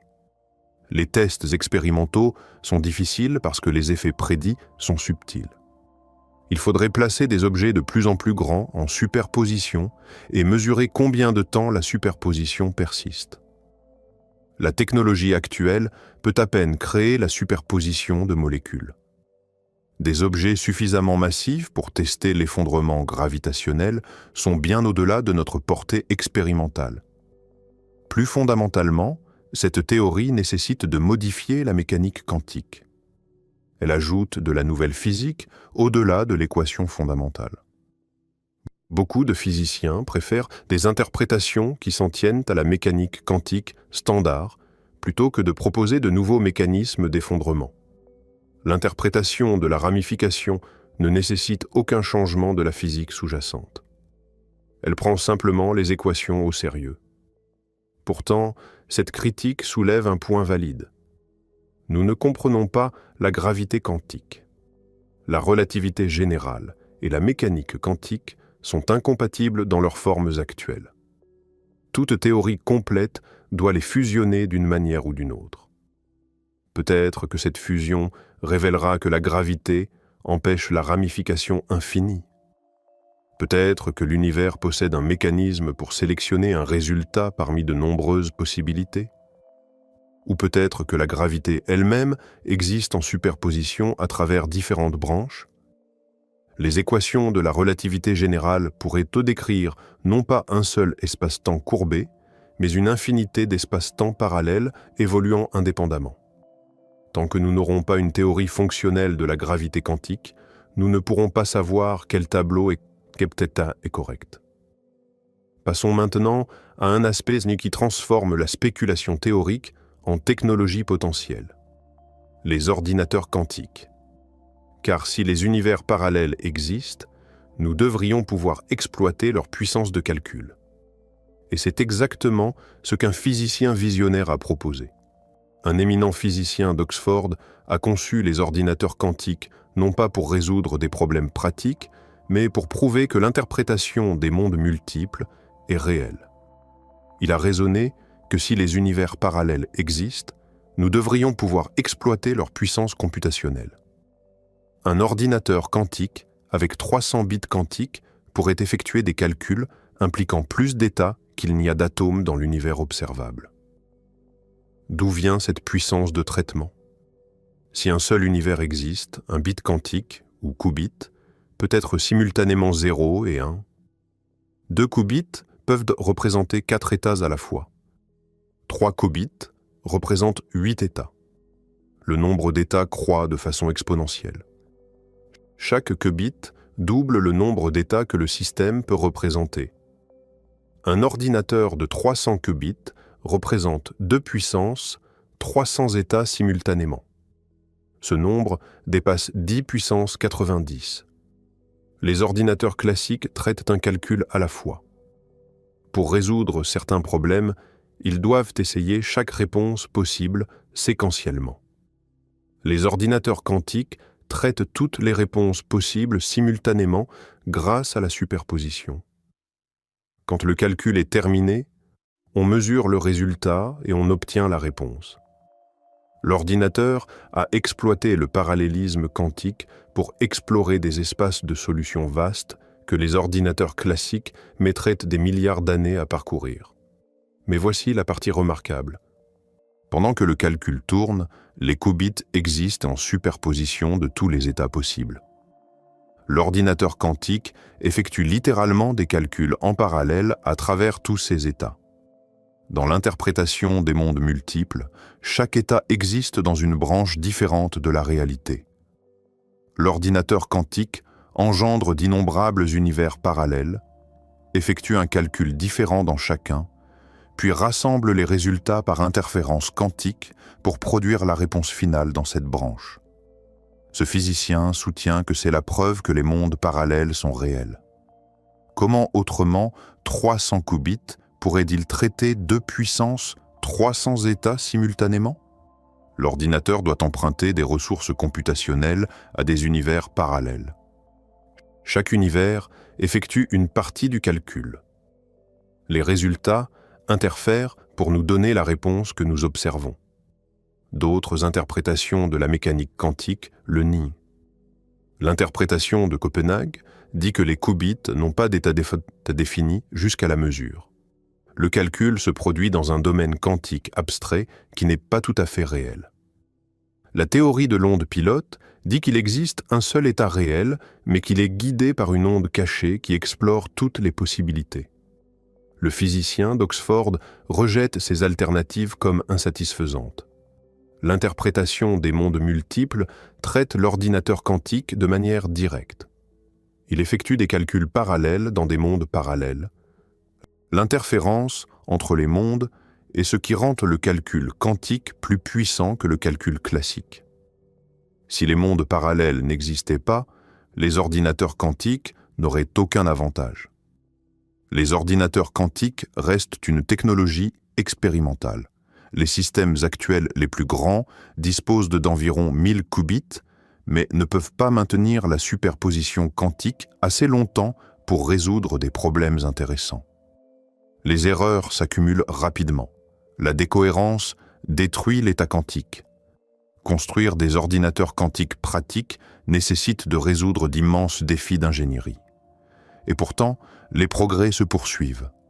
Des entreprises et des laboratoires de recherche à travers le monde sont en course pour construire des ordinateurs quantiques capables de résoudre des problèmes réels.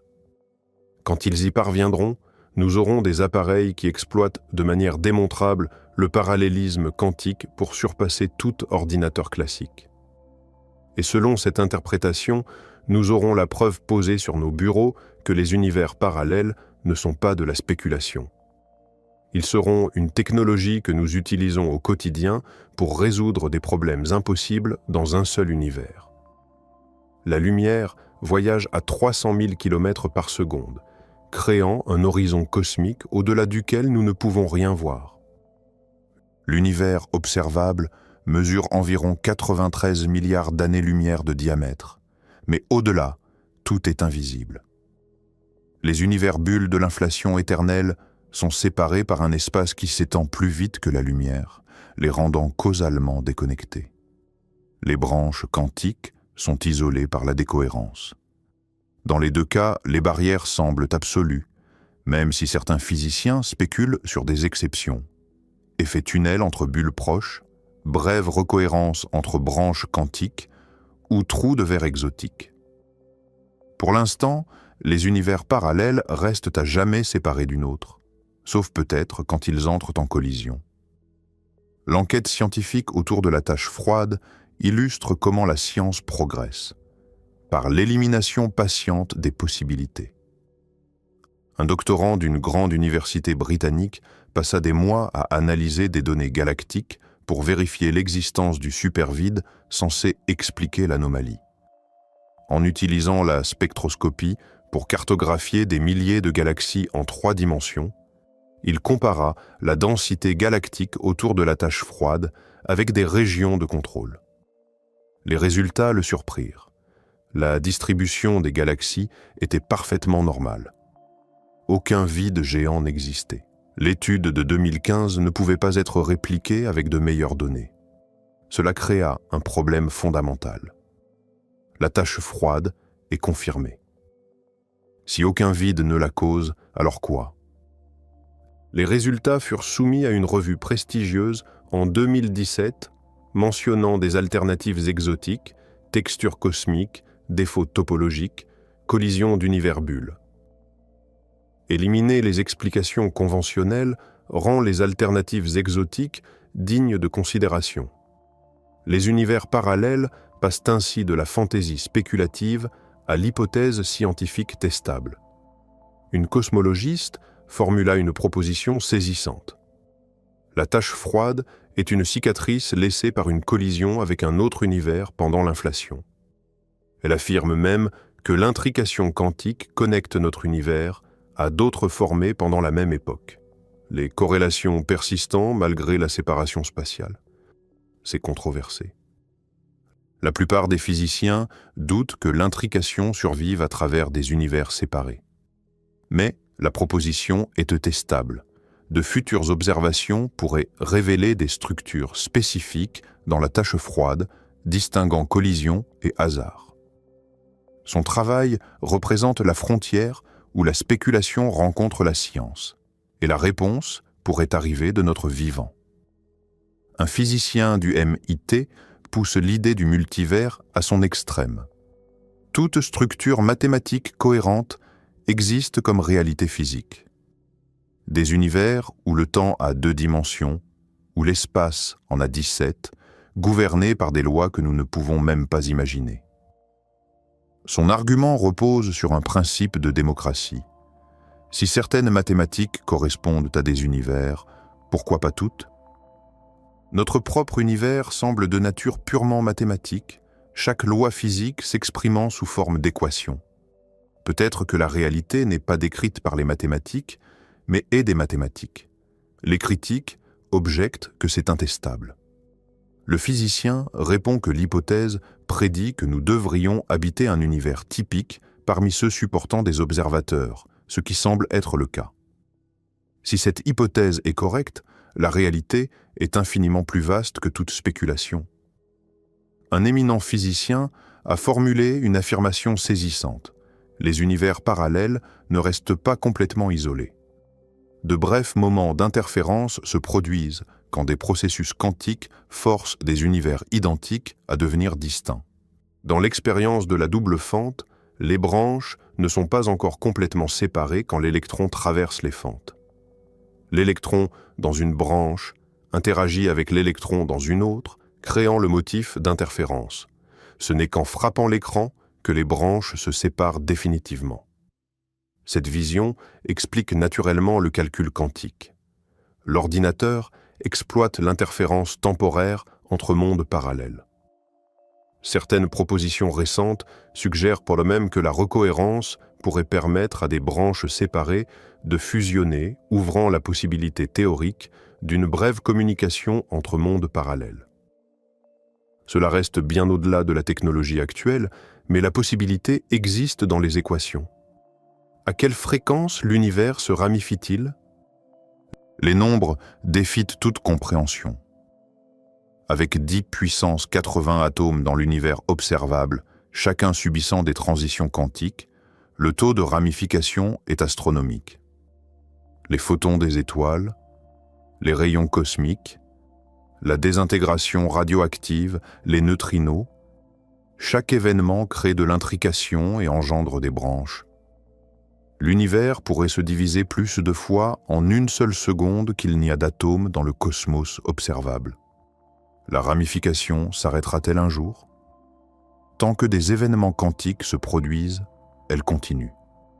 Même quand les étoiles s'éteindront et les trous noirs s'évaporeront, les fluctuations quantiques du vide persisteront. Le multivers pourrait croître sans limite pour toujours. Chaque instant de votre existence, la réalité se multiplie. La ramification ne s'arrête jamais. Tournons-nous maintenant vers l'un des mystères les plus profonds de la cosmologie moderne. Un mystère qui pourrait avoir un lien inattendu avec les univers parallèles, l'énergie noire. Les galaxies s'éloignent les unes des autres. L'espace se dilate partout simultanément, mais l'expansion accélère. La gravité devrait ralentir l'expansion au fil du temps à mesure que les galaxies s'attirent mutuellement. Au lieu de cela, une force mystérieuse les repousse de plus en plus vite. Les physiciens appellent cela l'énergie noire. L'énergie noire constitue environ 68% de toute l'énergie dans l'univers. Pourtant, nous n'avons aucune idée de ce que c'est. L'explication principale suggère que l'espace lui-même possède de l'énergie. Chaque mètre cube de vide contient une minuscule quantité d'énergie intrinsèque qui entraîne l'expansion. C'est la constante cosmologique, introduite puis regrettée par le plus grand physicien du XXe siècle. Le problème est la valeur prédite. La théorie quantique des champs calcule combien d'énergie du vide devrait exister en se basant sur les particules virtuelles qui apparaissent et disparaissent. Le calcul donne une réponse environ 10 puissance 120 fois plus grande que ce que les observations permettent. C'est la pire prédiction de l'histoire de la physique. Quelque chose est profondément faux dans notre compréhension. Certains physiciens ont proposé que le multivers pourrait expliquer cette discordance. Si différents univers-bulles ont différentes valeurs d'énergie du vide, alors la plupart des univers auraient des densités d'énergie très différentes de ce que nous observons. Dans les univers avec une très grande énergie du vide positive, l'espace se dilate si vite que la matière ne s'agglomère jamais en galaxies ou en étoiles.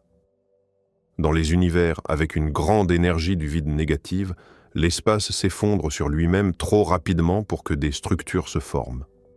Seuls les univers avec une énergie du vide proche de zéro permettent la complexité.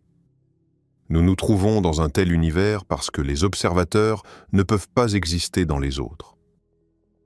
Le multivers combiné à la sélection anthropique explique pourquoi la constante cosmologique semble ajustée finement. Elle ne l'est pas. Nous vivons simplement dans l'une des rares bulles où la valeur permet notre existence. Mais certains chercheurs proposent quelque chose de plus radical. Et si l'énergie noire représentait une fuite provenant d'autres univers? Imaginez des mondes parallèles empilés dans des dimensions supplémentaires. Si la gravité peut se propager à travers ces dimensions supplémentaires, alors des objets massifs dans des univers parallèles proches pourraient exercer une attraction gravitationnelle sur notre univers. De notre point de vue, cela apparaîtrait comme une force supplémentaire poussant les choses les unes des autres ou les attirant les unes vers les autres. Les mathématiques sont spéculatives. Des modèles de cosmologie de Brane suggèrent que notre univers est une membrane tridimensionnelle flottant dans un espace de dimension supérieure. D'autres membranes existent à proximité. La gravité opère dans toutes les dimensions, créant des connexions entre les branes. L'énergie noire pourrait être de la gravité, fuyant de branes parallèles vers la nôtre. Cette hypothèse fait des prédictions testables. Si l'énergie noire provient de branes voisines, son intensité devrait varier légèrement au fil du temps cosmique ou à travers différentes régions de l'espace. De futures observations avec des instruments plus sensibles pourraient détecter ces variations. L'énergie du vide standard devrait être parfaitement uniforme.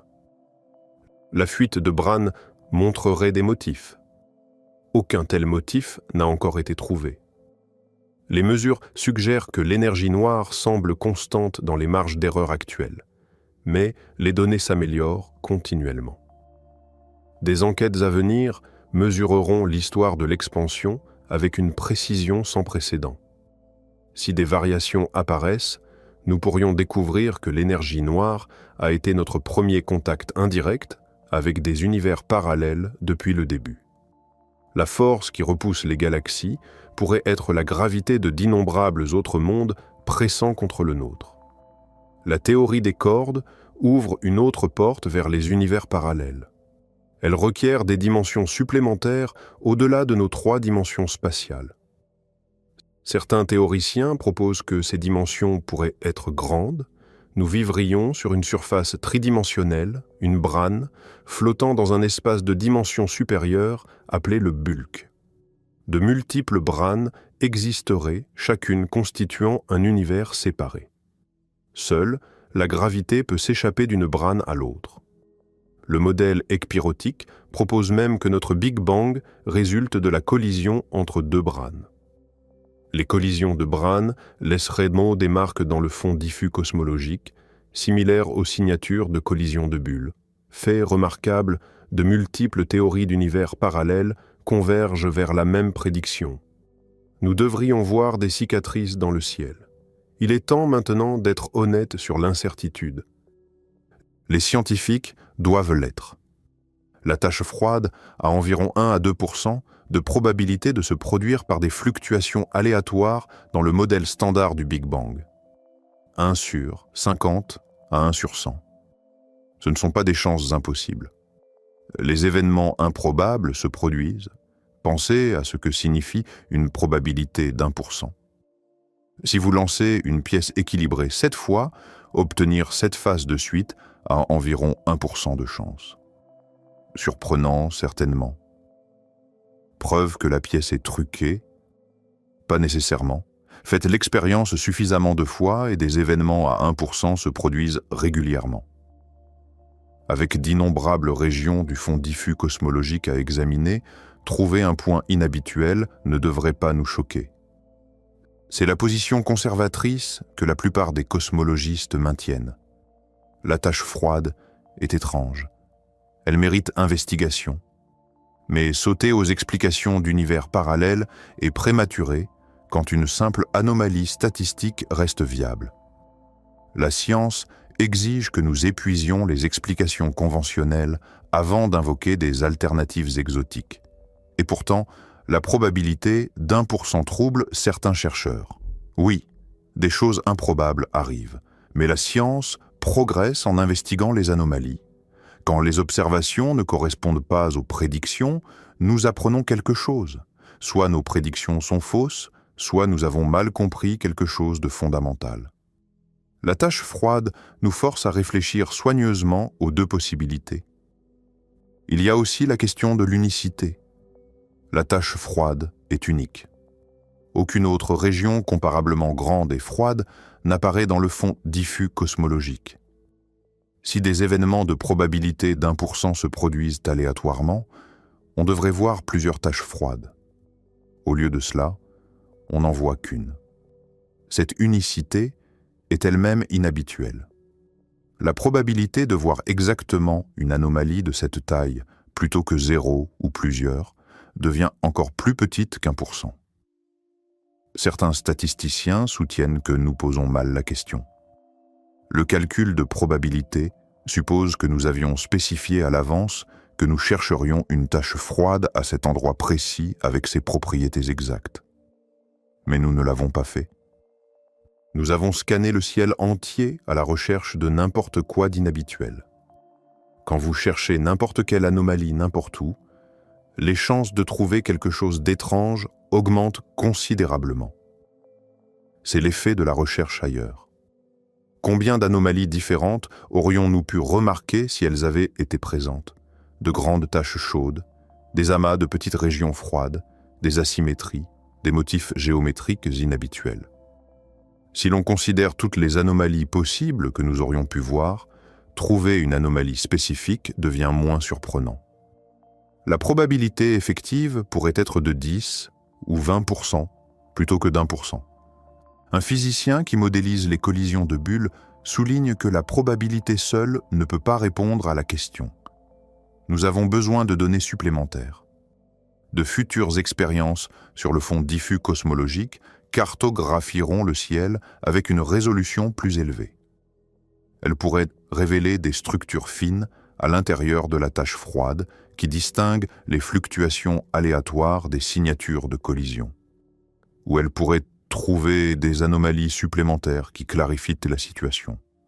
En attendant, la probabilité d'1% plane au-dessus du débat comme un nuage.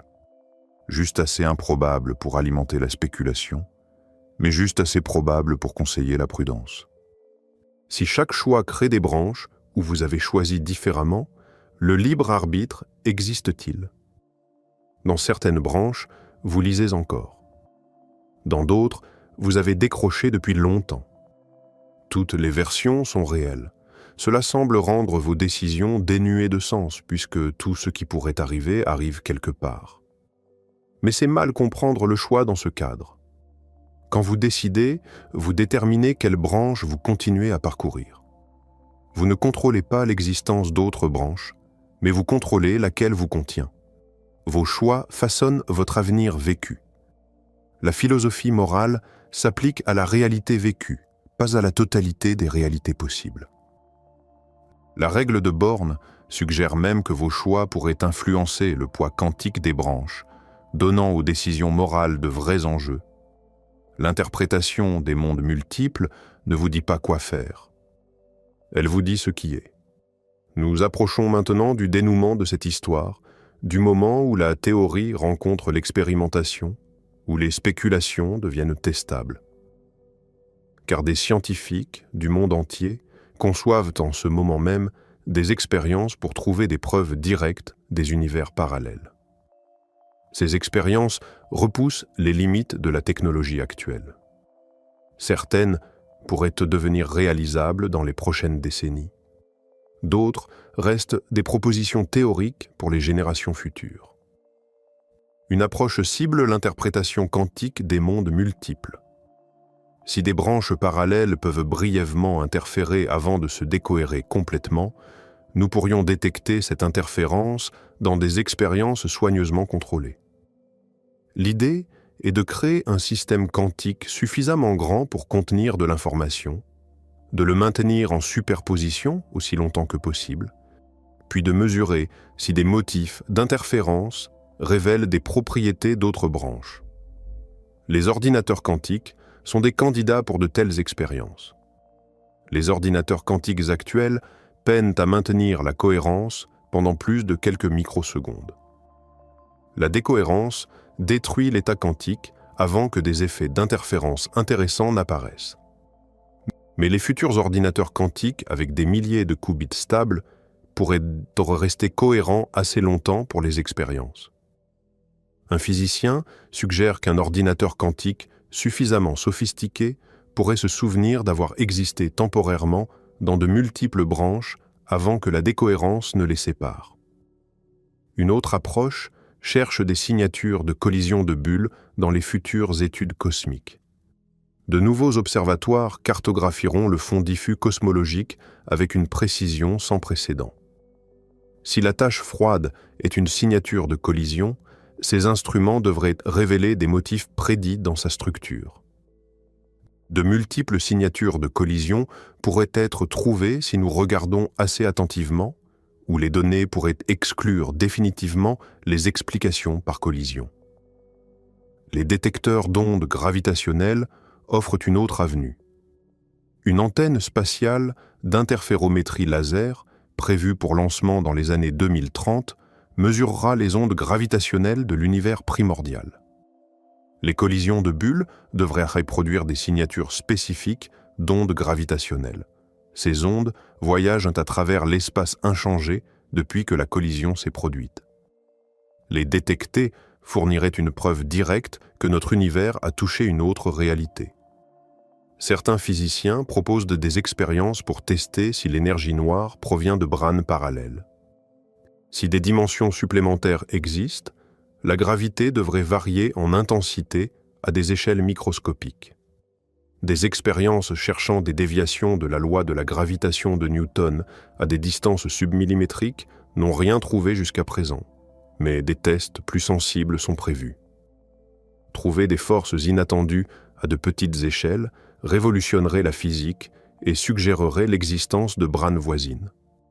Tester l'inflation éternelle fait face à des défis parce que la plupart des univers bulles sont pour toujours inaccessibles.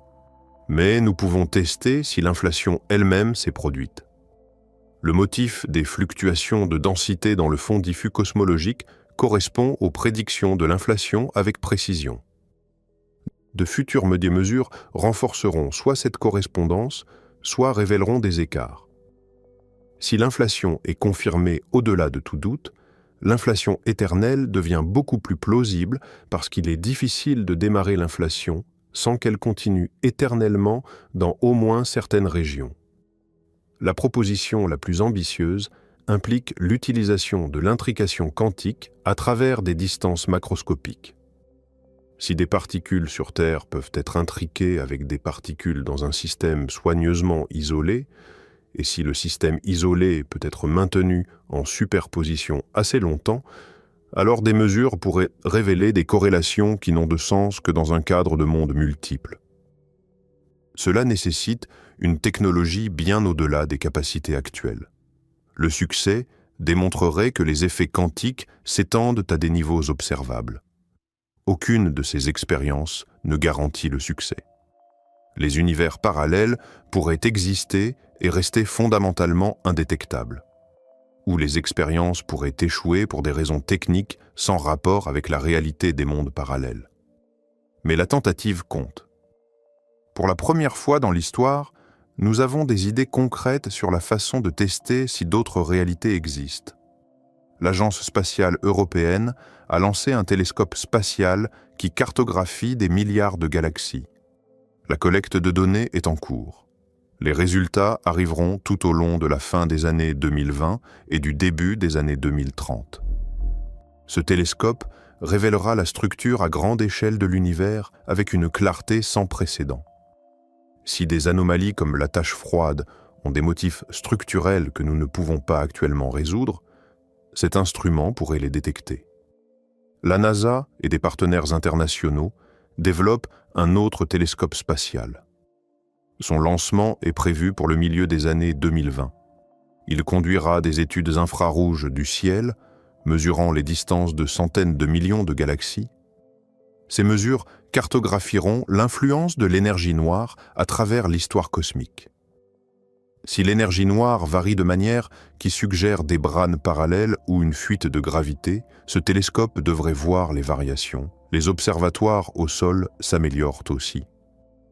Un grand observatoire au Chili commencera bientôt ses opérations. son télescope photographiera le ciel visible tout entier tous les quelques jours. Sur 10 ans, il créera la carte la plus détaillée de l'univers changeant jamais réalisée.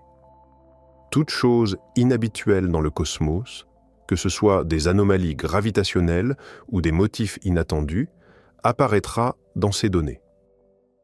La prochaine génération d'expériences sur le fond diffus cosmologique se déploiera à la fin des années 2020. Elle combinera des détecteurs en Antarctique et au Chili pour mesurer la lumière ancienne du Big Bang avec une précision exquise. Les cartes de température auront une résolution suffisamment fine pour révéler des structures invisibles aux instruments actuels. Si des collisions de bulles se sont produites, ces expériences les confirmeront ou les excluront définitivement. L'antenne spatiale d'interférométrie laser sera lancée dans les années 2030. 3 vaisseaux spatiaux, volant en formation à des millions de kilomètres de distance, détecteront des ondes gravitationnelles de l'univers primordial. Ces ondes portent des informations sur des événements survenus dans les premiers instants après le Big Bang. Les signatures de collision de Brane ou d'univers-bulles devraient apparaître dans le spectre des ondes gravitationnelles si elles existent. La technologie quantique progresse rapidement. Des entreprises et des laboratoires de recherche du monde entier construisent des ordinateurs quantiques plus puissants. Les systèmes actuels ont environ 1000 qubits. Les appareils de prochaine génération pourraient atteindre 10 000 qubits ou plus. À un certain point, les ordinateurs quantiques deviendront suffisamment complexes pour tester directement les prédictions de l'interprétation des mondes multiples. Ils pourraient révéler des processus computationnels qui n'ont de sens que si des branches parallèles existent. Les expériences de physique des particules continuent de chercher des dimensions supplémentaires. Le grand collisionneur de Hadron n'a pas encore trouvé de preuves, mais des mises à niveau pourraient bien changer cela. Des collisions à plus haute énergie pourraient produire des particules qui s'échappent dans des dimensions supplémentaires, apparaissant comme de l'énergie manquante dans les détecteurs. Trouver de telles particules soutiendrait la cosmologie de Brane et suggérerait l'existence de branes parallèles à proximité. Toutes ces expériences livreront des résultats dans les 2 prochaines décennies. Nous entrons dans une ère où les théories d'univers parallèles passent de la spéculation à la science testable. Les données soutiendront le multivers ou le contraindront sévèrement. Quoi qu'il en soit, nous en saurons plus que ce que nous savons maintenant. La question de savoir si d'autres réalités existent pourrait trouver une réponse de notre vivant. La cicatrice cosmique pourrait être expliquée. L'ordinateur quantique pourrait se souvenir d'avoir existé dans de multiples états. Le détecteur d'ondes gravitationnelles pourrait capter les échos d'un autre univers. Ou nous pourrions découvrir que le multivers est une illusion, que notre univers est seul, que l'ajustement fin et les bizarreries quantiques ont des explications prosaïques auxquelles nous n'avons pas encore pensé. D'ici 2 décennies, nous le saurons. Les expériences se lancent. Les télescopes se construisent. Les mesures sont planifiées. Et quelque part, dans une branche de la réalité que nous ne pouvons pas percevoir, une autre version de vous vient de terminer ce récit et s'interroge sur exactement les mêmes questions. Cette version est aussi réelle que vous. Cette version ressent la même vertige face à l'immensité de ce qui pourrait être. Et cette version, comme vous, attend les réponses que l'univers ou les univers finiront peut-être par nous offrir. Car au fond, la question des univers parallèles n'est pas seulement une question de physique, c'est une question sur la nature de l'existence elle-même. Sommes-nous un accident cosmique unique, une étincelle de conscience solitaire dans un vide infini? Ou sommes-nous une expression parmi d'innombrables autres d'une réalité si vaste, si riche, si démesurément féconde qu'elle engendre tout ce qui peut exister? La réponse, quelle qu'elle soit, transformera pour toujours notre compréhension de ce que signifie être vivant dans cet univers ou dans n'importe quel univers. Le cosmos garde encore ses secrets les plus profonds. Mais pour la première fois dans l'histoire humaine, nous avons les outils, les théories et le courage de poser les bonnes questions. Et les réponses, quand elles viendront, seront plus stupéfiantes que tout ce que nous avons jamais imaginé. Car si la mécanique quantique nous a appris une chose, c'est que la réalité est toujours plus étrange, plus belle et plus terrifiante que nos intuitions les plus audacieuses. L'univers n'a aucune obligation d'avoir du sens pour nous. Il a seulement l'obligation d'être cohérent avec lui-même. Et cette cohérence, telle qu'elle émerge des équations, pointe vers quelque chose d'inimaginable, un océan de réalités sans rivage, un labyrinthe de possibilités sans fin, un chœur de versions de nous-mêmes chantant dans le silence du vide quantique. La nuit prochaine, quand vous lèverez les yeux vers les étoiles, souvenez-vous que ce que vous voyez n'est peut-être qu'une infime fraction de ce qui est. Derrière chaque photon qui atteint votre rétine, derrière chaque atome qui compose votre corps, derrière chaque pensée qui traverse votre esprit, se cache peut-être un univers de possibilités réalisées, une infinité de vous regardant les mêmes étoiles depuis des branches différentes de la même réalité fondamentale. Et cette pensée, aussi vertigineuse qu'elle soit, est peut-être la chose la plus vraie et la plus magnifique que la science ait jamais révélée sur notre place dans le cosmos. L'histoire ne fait que commencer. Les prochaines années nous apporteront des réponses qui changeront tout. Les télescopes scrutent, les ordinateurs calculent, les détecteurs écoutent. Et la réalité, dans toute sa splendeur quantique, attend patiemment que nous la comprenions enfin. Ou peut-être, dans une branche quelque part, nous l'avons déjà comprise. Peut-être que cette version de nous sourit en ce moment, sachant ce que nous ne savons pas encore, ayant trouvé la réponse que nous cherchons encore. Et peut-être que cette réponse est plus simple et plus bouleversante que tout ce que nous pouvions imaginer. La réalité n'est pas ce que nous voyons. Elle est infiniment, magnifiquement, terrifiante plus.